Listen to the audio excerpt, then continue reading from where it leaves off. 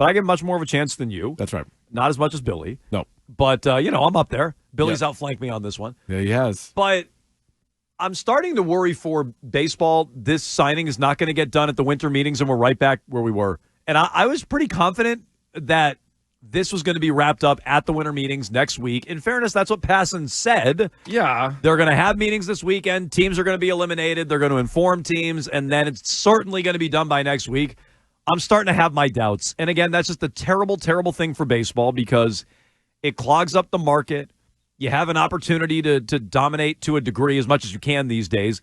The headlines with a flurry of free agent moves and Juan Soto headlining all of it, and I'm starting to worry it's going to drag out past the winter meetings. I know a lot of you probably feel like it already is dragging. There's a bunch of news that's really a lack of news. It's no news. But I'm okay with that as long as it's wrapped up next week at the meetings. That's when the hot stove needs to happen. So the meetings end Thursday. Yeah, You think Thursday we're going to be doing a show knowing where Juan Soto is? I don't. Yeah, me neither. If you asked me this even 2 days ago, my answer would be absolutely. I'm not so sure. All the teams still think they're in it. So that's the other thing. Is like the news pretty early on was here are the teams that are in it. And then that we sort of dragged out. They're all meeting and, whatever. And you find out the GM or the owner is or isn't meeting, but whatever. It's those 5 teams kind of willed it down to 5. Then a couple days ago it was, they're going to let teams know that they're out of it. Right. Well, we haven't heard any of that. No. I'm not even sure the teams have heard any of that. No. So we're still at 5 teams. Yankees, Mets, Blue Jays, Dodgers, Red Sox. That is where we started, and that's where we're at now. This is my fear. Spear wrote yesterday the Red Sox haven't been told they're out. Okay. No team has been told that they're out yet, despite reporting that they would be. And the other thing that I'm leery about, and Spear also wrote this, teams feel like Steve Cohen is just waiting to trump everybody's offer by $50 million, which I kind of buy. I think the Mets are going to wind up. If I had to pick who I think is going to end up with Soto, it's the Mets. It's an auction. But get the little paddles. That's what they should do on live TV. They should do an auction with the 5 teams. I love it. And you have a really good auctioneer. I can't do it, but I got 600. Auctioneer. Yeah, you like the best, auctioneer. An auctioneer, like the best in the business, and he rips through it. Then you have Steve Cohen just sitting there with a golden paddle, being like $800 million. Oh, it's nice. Oh my God, we can't keep it. Let's go Red Sox. That's nice. Who would you have holding the paddle for the Red Sox? You could bring anybody. Ortiz. David Ortiz. Yeah. Clutch athlete makes a lot of sense. So not Wally or Tessie. What happened? What happened to Elaine with the JFK golf clubs? Didn't she go a little ham with the JFK golf clubs? Too much. You get there, you get pretty competitive. That's why I would pick Ortiz because you're told to go in with a budget. Yeah, but Ortiz it just kind of gets away from him. Throwing him out of the car like Kramer. Yeah. Well, there's a great auction He's too competitive. scene in the movie Money Talks, which is a slept-on movie with Chris Tucker and Charlie Sheen. Oh, there's a tremendous scene. Billy's giving me the thumbs up. There's a great auction. Billy gave it about an immediate that car. thumbs up. Yeah. Car auction. Vic Damone's son. Yeah, Vic Damone. And then Paul Sorvino's in there, and then he gets all fired up about it. Then he has to win the car. It can be pretty intense with an auction. I think people would like that. I like a fantasy football auction. I'm a fan of that. Because I like Money Talks. Dude, Money Talks is great. We should do a rewatch and talk about it tomorrow. Add it to the queue. Think about all the eyeballs that were on LeBron James for his decision special, but that was just LeBron James sitting up there and being like, I'm taking my talents to South Beach. If you really had 5 teams sit there, and I guess the deal would be Juan Soto has to agree to go to whoever wins the highest bid, but I think that he would. Doesn't all indication tell you that of all players, most of them would do this anyway, but specifically a guy who's already been on 3 different teams and hired Scott Boras to be his agent. And the second the World Series ended said, the second! All 30 teams, I go to any of the 30 teams, which is his way of saying, just give me the most money, I'll go there. The champagne was still being popped in the opposing locker room, and he's like, I'm open for business. I'm with you. He's going to the highest bidder. So does Cohen get the last call, or can Henry be like, no, I want the last call? How does this work? Well, so this is what Alex Spear wrote about, and I do agree with the Twitch chat. Well, number one, they agree with you on Money Talks. I saw Ian Brockton there immediately. It was like, good call, It's Keith. unbelievable. It's maybe one of the more underrated comedies ever. Number two, I think it was Dubs 985 say, well, this is just how baseball free agency works. Well, it's how it's worked. Sadly. Past tense. Yeah. I thought, based on how embarrassing free agency was last year, and given that it's Juan Soto and it seemed like there was some early traction and movement, I thought this offseason might go differently. I now am fearful that it's going to be the same thing as last year, which would suck for the sport. But Alex Spear wrote, the Red Sox have expressed interest in an additional meeting in which Scott Boras and Juan Soto would identify a price that would get a deal done. All right. It's unknown if such a meeting has been or will be granted. Oh. But the Red Sox are basically saying, all right, don't give Steve Cohen the final hammer. Okay, I like that. We're not going to put an offer down. I like it. Just to have Steve Cohen blow it out of the water.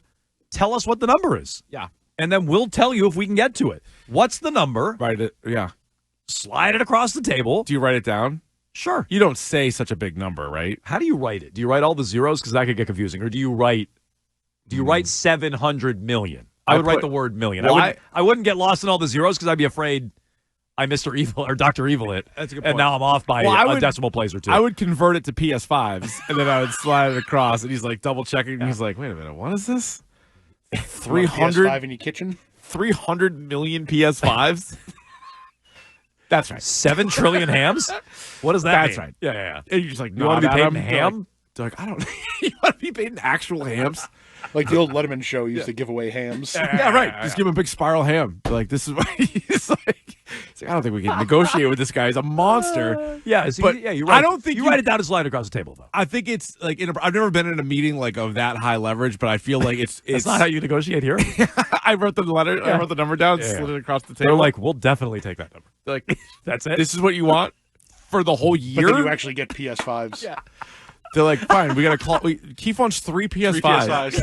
For the year? Like, Then you turn it to Thai law. You can't pay your kids with PS5s. No, You can't feed your kids with PS5s. That's true. You drive a hard bargain, Keefe. It's a deal. I'm like, yes. Yeah, I did a great job there. But so, they got to figure all that out. But I feel like that number is too high. Like, you can't say 700 million because you know how staggering that is. So you have to write it down, slide it across the table. They look at it, they're like, yeah, all right. Okay. But I think it's also going to come down to opt-out years with him.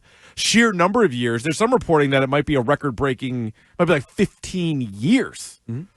And it's like, all right, this guy is very good. But then it gets down to like how much can you, how overboard can you go to get him? There are complexities to it. Deferred money, not to play this game, but state taxes, as you said, opt-out years. And like there are other elements to it. But the real thing we're all talking about is the money. The final number. $700 million. I mean, it's pretty simple what it is. How it's going to be structured and the cash flow, that can all get negotiated. But what we're really talking about is the big figure. So are you, I probably know your answer already. Is it encouraging at all they're trying to get a deal like this done? Hey, we want to meet directly with Boras and or Soto and tell us what it is. Is that encouraging in any way, shape, or form? Or is it just more, hey, we're just trying to win PR? No, I think that's probably better than not, right? Like you see sort of the way the wind's blowing on this, and you're like, all right, we also need to get ready for the rest of our offseason. So, that gives me, I wouldn't say hope, because I don't think they're going to get him, but it at least is another tactic you can use. And if you have $600 million set aside for Juan Soto, and you're not going to get him, do I really need to wait 2 more weeks to find out we don't get him? Or can I get in early on Corbin Burns and Max Fried and Bregman and like, we can still have a good offseason without Juan Soto. That's what they're thinking. And so, let's figure this out right now. We want to be left in the dark and be like, because at this point, if you agree or believe the reports, they've already made 2 offers. Mm-hmm. So they started with one. They made their first offer. They didn't get laughed at, but they didn't get accepted. So they gave another one. They upped their second offer to a reported 13 years, $625. Was Hector Gomez. And maybe they're going to have this meeting if they even get it, which is not a great sign. Right, like if they even get it, right? Like, don't you want to find out if a team's going to give you $700 million? But I don't. I agree that's not ideal. But don't you think that's more Boras just not going to give you that number because that'd be a bad job by him to say, here's the number we want, and we'll just give it to you. What if you can worm $100 million out of another team? Or $50 million or even $20 million out of another team? Like why would you just take that when you don't shop it around to everybody and get the best possible deal for your client? It is so annoying that Boras has this guy after he screwed up last year. I thought guys might turn on him and be like, "What did you do with Blake Snell and Jordan Montgomery? Like, we're done with you." But Juan Soto, anybody could be his agent right now. Well, anybody. And this is kind of what I was hoping too. Snell signed early in this offseason, and so I think he was just scared. Agreed, but more players should be scared. And I thought this would be wrapped up sooner, and my fear is it's now going to drag out. So here's the one positive. That does kill baseball.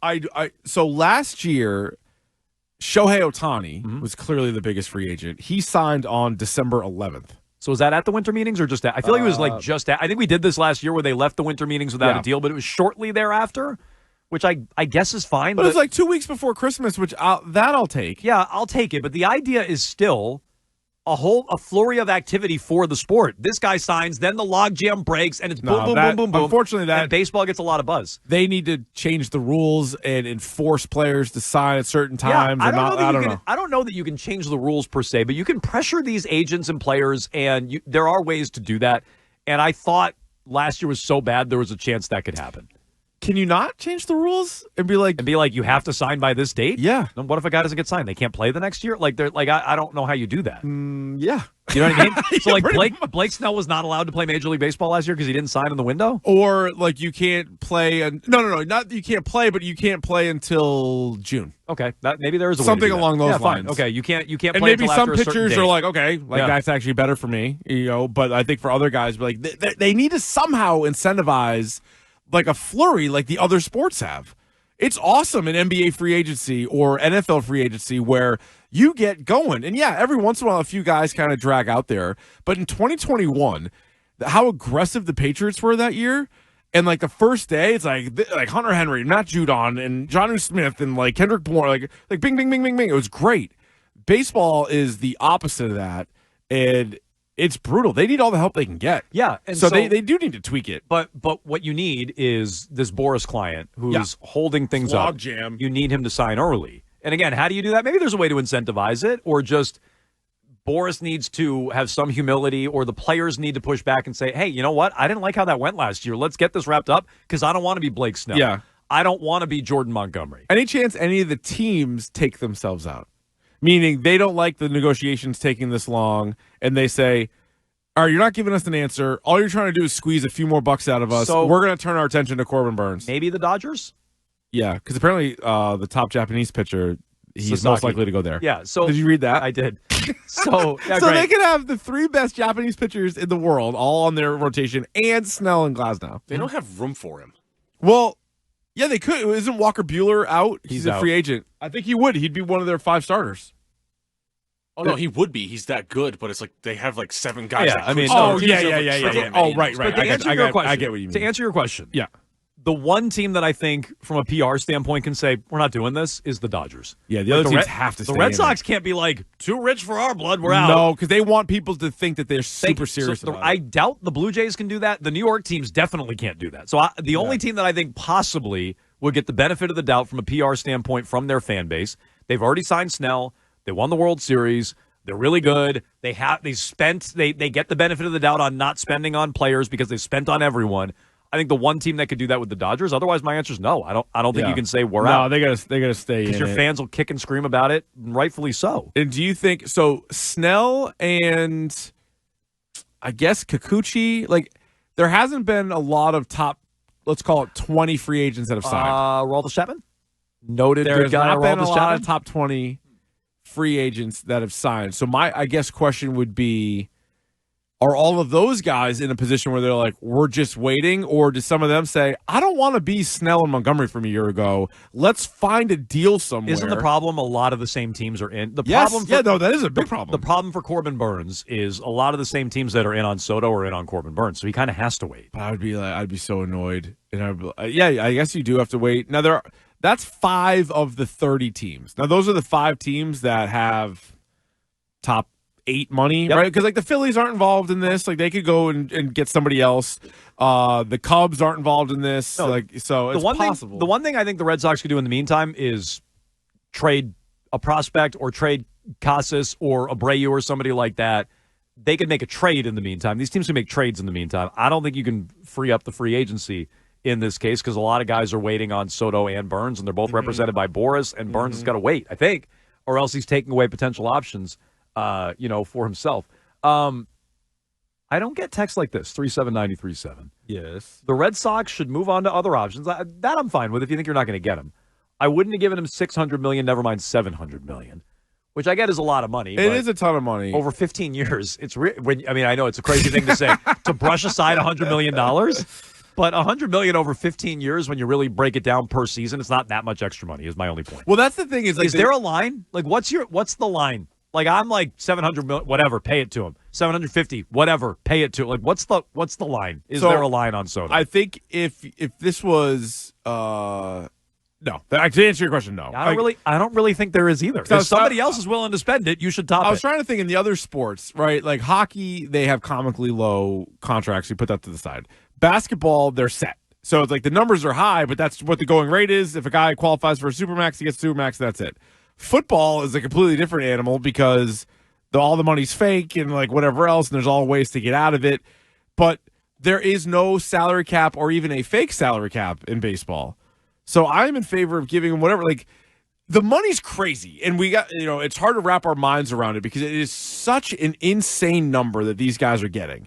But you kind of have to put that to the side for a minute and say, Mookie Betts signs this massive deal, and then when you look at the average annual as it's playing out, and then you see what teams are making and teams are spending, that's a good deal. I mean, we thought Rafael Devers was a crap ton of money. 300. It is, but these are about to get blown. It's going to probably look like a bargain in a little bit. Yeah, but no, he's going to be a DH. But I would probably spend whatever. Like it's John Henry's money and those guys, and the ticket to Fenway costs what it costs. So like, no, I would want them to spend it. This is more satisfactory to me. 617-779-7937. They could sign Bregman, Alonso, and Burns for $600. If you're telling me you're signing the same amount of money, great. And you're going to spread it out over three guys, I'd still rather have Soto, but I think that's much more reasonable than $600 million is crazy. Oh, that's fine. Yeah. If that's how you feel, great. Because I just want them to spend that money. You're telling me they're spending it either way, and now we're questioning how they're spending it? Fine. Yeah. I'm okay with that. Because last year, and I keep going back to it, but there were reports that they were interested in Yamamoto, and they wanted to be aggressive in Yamamoto, and it was even some of the comments that like Breslow made. They wanted Yamamoto, and if they had $300 million for him, great. But then they didn't sign anybody after that. So if you are telling us that you are willing to spend $600 on Soto, you better be willing to spend $200, $100, and $100 on those other four guys we just named, I would think. Now, again, this is where the great conversation comes in, because you and I don't like Aroldis Chapman. They spent $11 million or whatever it is on Chapman. So some would say, hey, that's spending. Not really. It's a one-year kind of one-off thing. But invest in the team. So, yeah, I want Soto because my fear is, hey, guys, we were in on Soto, and now we get like 5 Chapman types. I just don't people don't get it. You need stars. It's Boston. You need not just impact players and good players. You need superstars. You need name recognition. I don't get how people don't understand that. It's the biggest drop-off they've had in the last few years. It's what you need. And so Juan Soto is an opportunity to get a guy like that. Ohtani was an opportunity to get a guy like that. They didn't even meet with him last year, for God's sakes. No, they didn't.